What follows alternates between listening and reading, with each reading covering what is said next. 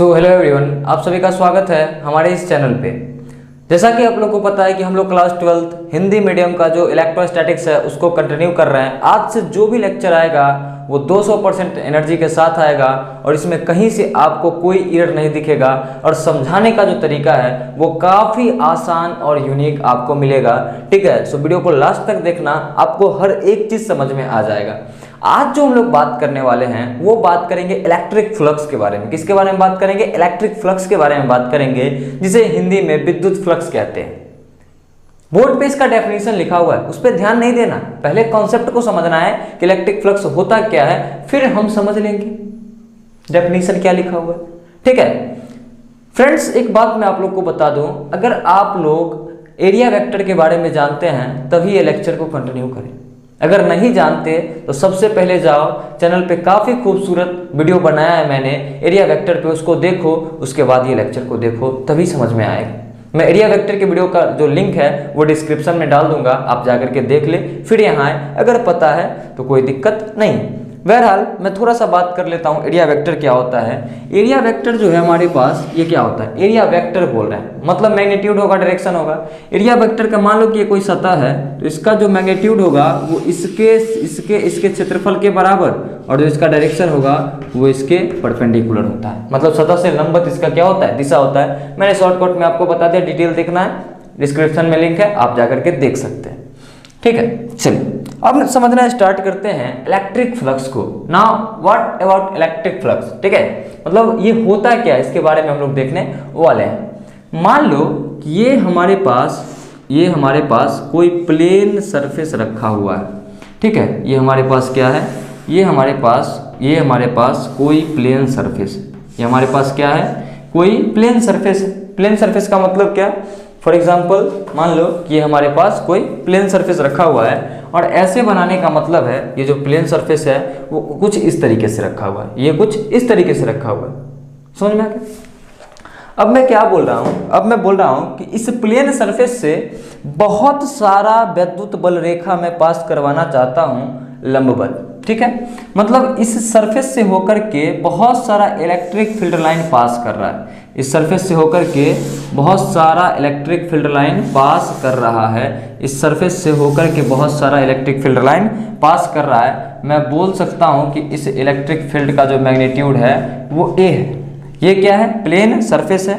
ये हमारे पास क्या है? कोई सतह है, समतल सतह है। ये हमारे पास क्या है? समतल सतह है। ये हमारे पास क्या है? समतल सतह है, प्लेन सरफेस है। और ये सभी क्या है? ये है हमारे पास विद्युत बल रेखा, विद्युत बल रेखा। आप इसको विद्युत क्षेत्र रेखा के नाम से भी जानते हैं। थोड़ा सा वीडियो लेक्चर लंबा होगा, थोड़ा सा धीरे धीरे चलेंगे, टेंशन नहीं लेना है, समझना है। थोड़ा टाइम अगर लग जाए कोई दिक्कत नहीं। ठीक है, मैंने क्या बोला? मैं सिंपली ये बोल रहा हूँ कि ये हमारे पास कोई सरफेस है, ये हमारे पास कोई सरफेस है। ध्यान से समझना मेरे दोस्त, समझ में आएगा।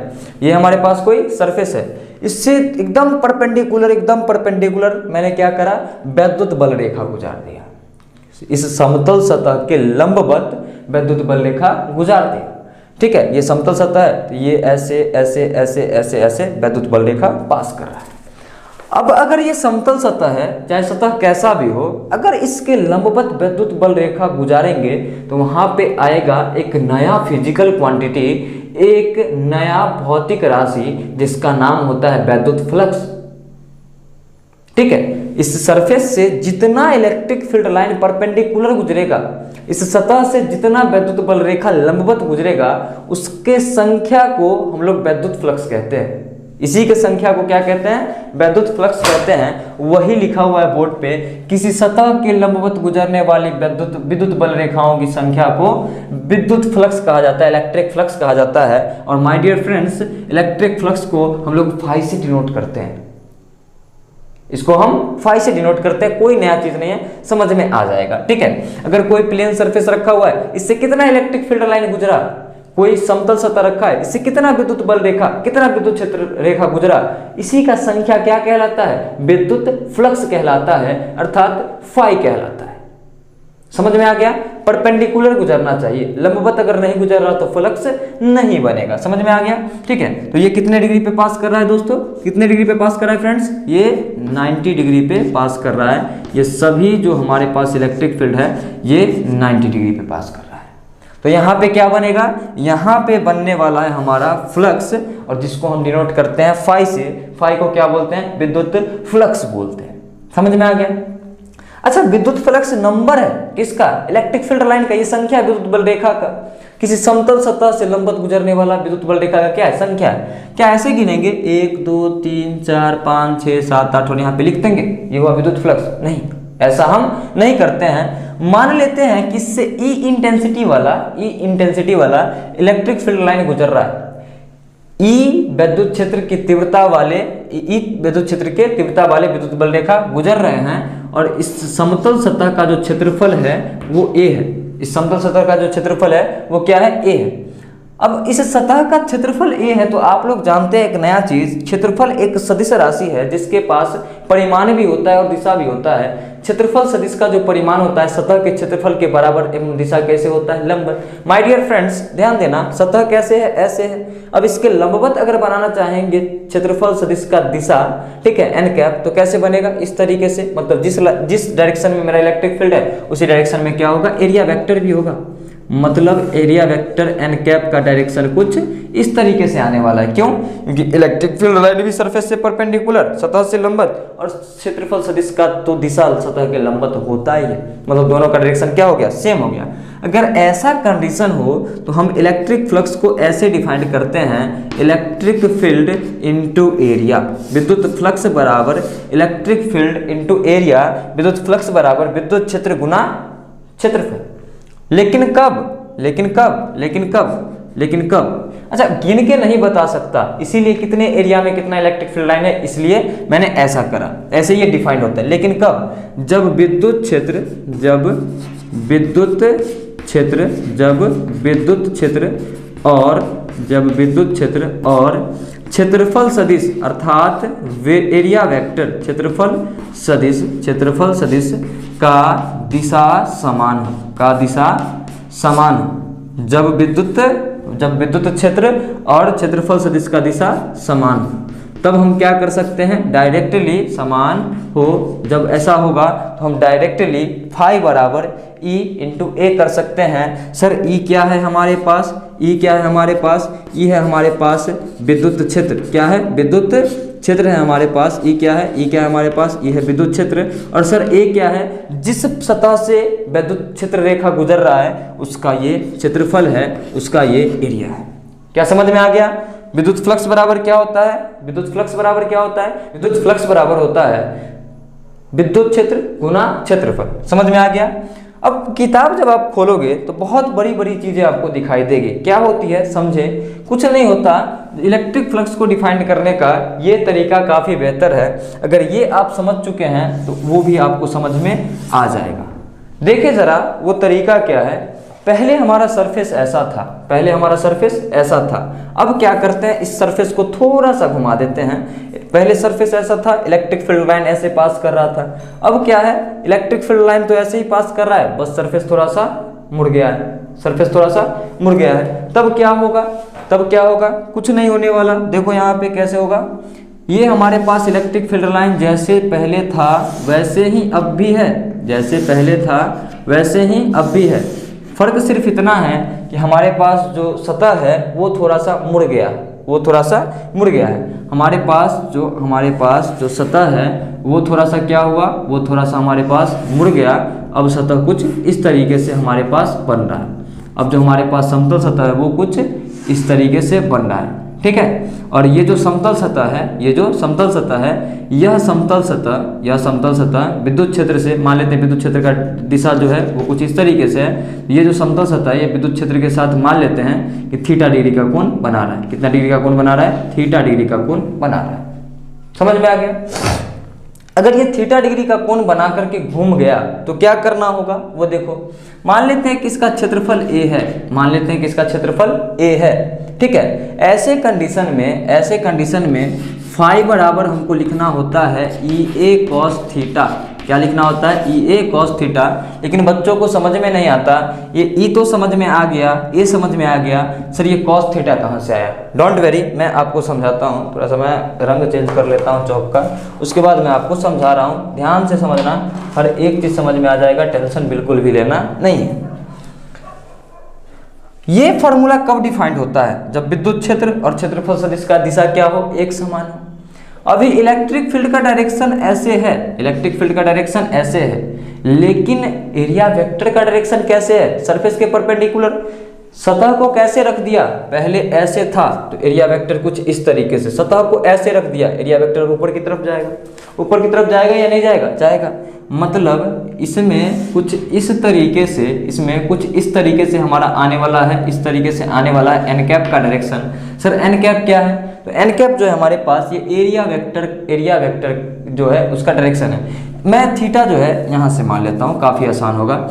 ये थीटा डिग्री है, ठीक है, ये थीटा डिग्री पे हमारा क्या हुआ, सतह चला गया। अब बताओ क्या इसका दो कंपोनेंट हम तोड़ सकते हैं। अगर ये हमारे पास x है और ये हमारे पास y है और ये कोई a वेक्टर है हमारे पास, तो ये थीटा होगा, तो ये a cos थीटा, और ये हमारे पास a sin थीटा होता है या फिर नहीं होता है, होता है।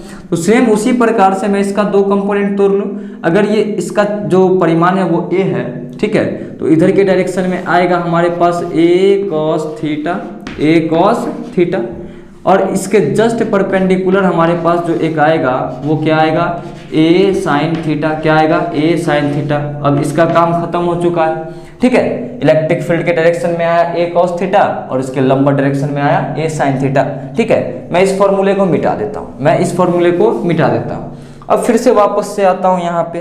फाई क्या निकालना है हमको, फाई निकालना है। फाई बराबर होता है इलेक्ट्रिक फील्ड मतलब विद्युत क्षेत्र गुना क्षेत्रफल। लेकिन सर कब का क्षेत्रफल, जब इलेक्ट्रिक फील्ड और हमारे पास जो एन कैप है, एरिया वेक्टर है, उसका डायरेक्शन सेम हो, तब का क्षेत्रफल। बताओ तो हमारे पास इलेक्ट्रिक फील्ड का डायरेक्शन ऐसे है, ठीक है। क्षेत्रफल तो दो डायरेक्शन में है हमारे पास, एक तो है इलेक्ट्रिक फील्ड के साथ और एक है इलेक्ट्रिक फील्ड के लंबवत। कौन सा क्षेत्रफल लेना है, जो इलेक्ट्रिक फील्ड के साथ हो, ठीक है। क्या हम कॉस थीटा वाला लेंगे, बिल्कुल लेंगे। तो यहाँ से हो जाएगा ई ए कॉस थीटा। साइन थीटा क्यों नहीं आया, क्योंकि फ्लक्स बराबर हमारे पास फॉर्मूला होता है विद्युत क्षेत्र गुना क्षेत्रफल, लेकिन तब जब विद्युत क्षेत्र और क्षेत्रफल सदिश का दिशा समान हो।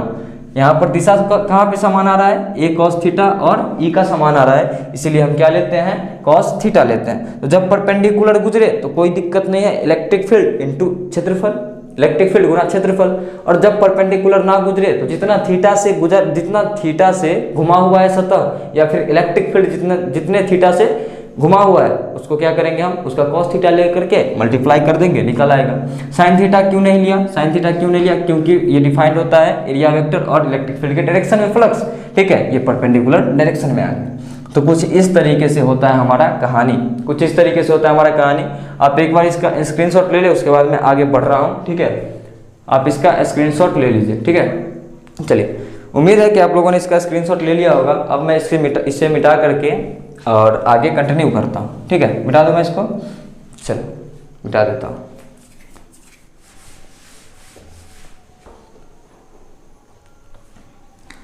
चलिए अब बात करते हैं इसके यूनिट पे, क्या बात करते हैं हम इसके यूनिट पे। फार्मूला क्या है, फार्मूला है हमारे पास फाई बराबर ई इंटू ए। फार्मूला क्या है हमारे पास, फाई बराबर ई इंटू ए।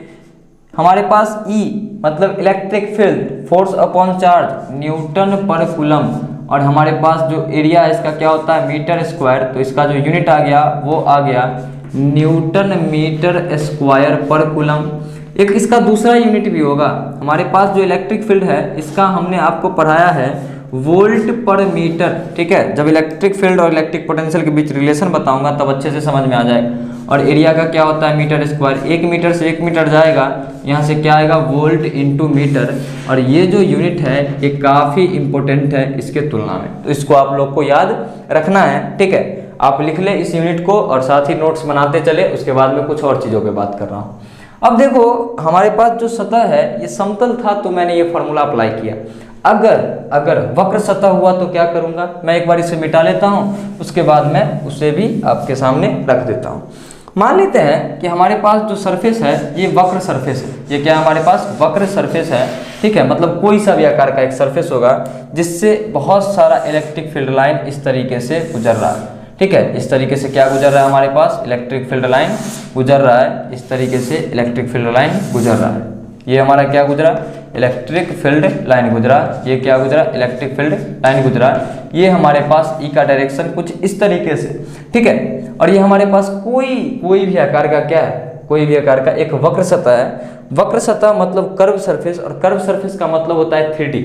कर्व सरफेस का क्या मतलब होता है, 3D सरफेस है ये हमारे पास, ठीक है। कैसा सरफेस है, 3D सरफेस है। ऐसे वाले सिचुएशन में हम कैसे इलेक्ट्रिक फ्लक्स को निकालते हैं, ठीक है। ये एक 3D सरफेस होगा, ठीक है। इसके हर एक बिंदु पे हमको निकालना होगा इलेक्ट्रिक फ्लक्स।